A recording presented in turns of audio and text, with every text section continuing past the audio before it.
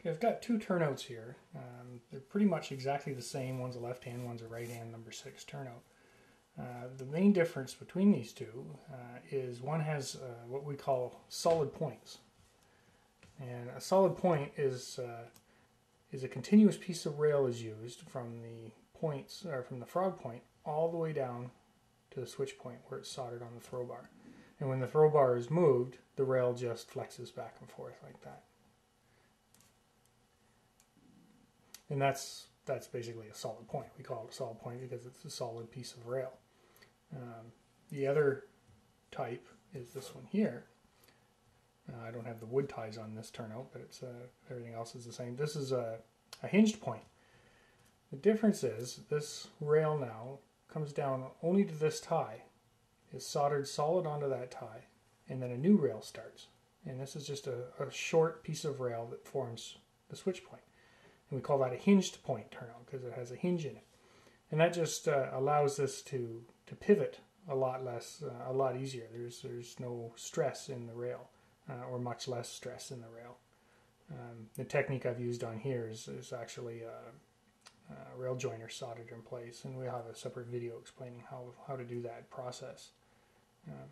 So where this is kind of important in the construction process is on the fixture.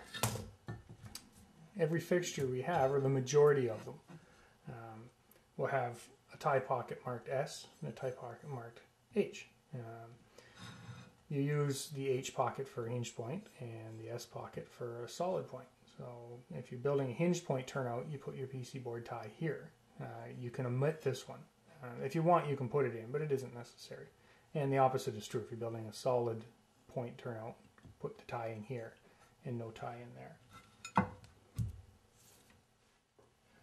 Building a turnout with solid point is much faster. It's a simple, one step of soldering it here, solder on your throw bar, and the turnout's finished. And most of the time that works very well. When we design the track, we try and keep this distance between where it's going to pivot and the throw bars as long as possible, usually around 4 inches, regardless of the turnout size. So there's no stress on this joint. There is some stress, but the solder can overcome the stress that's going to endure flexing back and forth. There are times where you have no choice but to use a hinged point, and a good example of that would be a slip switch or a 3-way turnout where there's just not enough room to have a 3 or 4 inch length of track to pivot.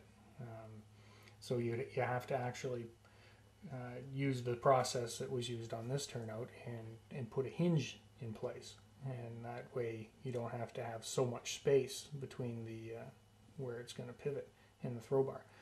That technique can also be used on any turnout like here, but it is a little bit more time consuming, probably about 2 or 3 times as long to fashion a set of hinge points as it is to make a solid point turnout. So it's a bit of a trade-off, like everything else in our hobby. You have to decide which is more important.